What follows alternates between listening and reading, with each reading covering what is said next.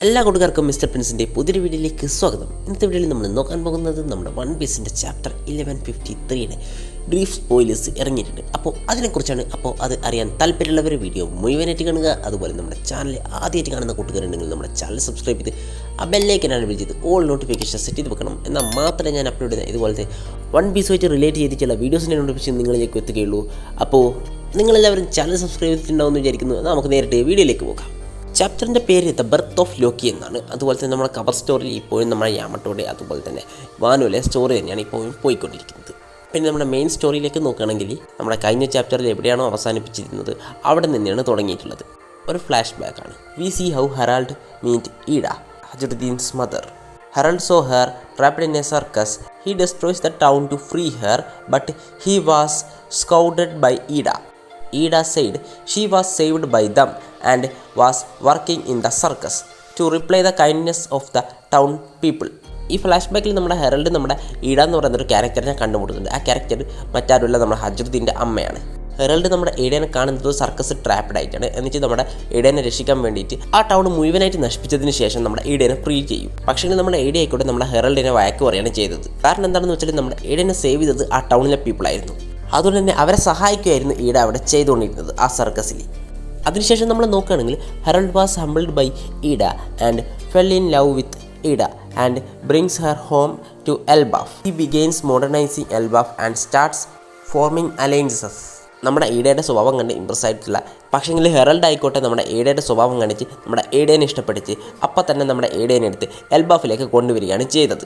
എൽബാഫിൽ വന്നതിന് ശേഷം നമ്മുടെ ഹെറൽഡ് ആയിക്കോട്ടെ നമ്മുടെ എൽബാഫ് മോഡേണൈസ് ചെയ്യുകയോ ഒരുപാട് അലയൻസസ് ഉണ്ടാക്കുകയും ചെയ്യുന്നുണ്ട്.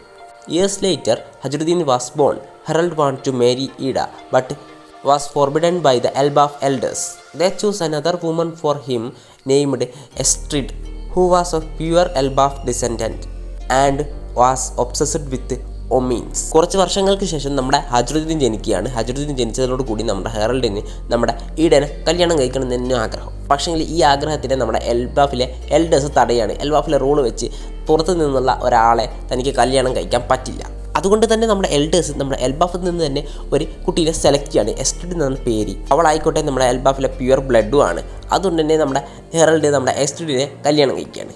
Estrid gave birth to Loki but was terrified of Loki's slate-like eyes and threw him into the underworld. ഇനി നമ്മുടെ എസ്ട്രിഡ് എന്ന് പറയുന്ന ആ ക്യാരക്ടർ നമ്മുടെ ലോക്കിക്ക് ജന്മം നൽകുകയാണ്. പക്ഷേ നമ്മുടെ ലോക്കിക്ക് ജന്മം നൽകിയത് കൂടെ തന്നെ നമ്മുടെ ലോക്കിയുടെ കണ്ണ് കണ്ടതോ ആ സ്ത്രീ നമ്മുടെ ലോക്കിനെ അണ്ടർവേൾഡിലേക്ക് എറിഞ്ഞു കളിയാണ് ഉണ്ടായത്. അപ്പോൾ അതിന് മാത്രം നമ്മുടെ ലോക്കിയുടെ കണ്ണിന് എന്താണ് പ്രശ്നങ്ങളെന്നതൊന്നും ഇതുവരെ റിവീൽ ചെയ്തില്ല. എന്തായാലും നമുക്ക് അടുത്ത ചാപ്റ്ററിൽ ഒരുപക്ഷെ നമ്മുടെ ലോക്കിയുടെ കണ്ണ് കാണാൻ കഴിഞ്ഞേക്കും. ഒരുപക്ഷെ ഇത്തരത്തിലുള്ള കണ്ണുകൾക്ക് നമ്മുടെ എൽബാഫിൽ എന്തെങ്കിലും ഒരു പ്രത്യേകത ഉണ്ടായിരിക്കും. അതുകൊണ്ടായിരിക്കും അങ്ങനെ അവർ ചെയ്തത്.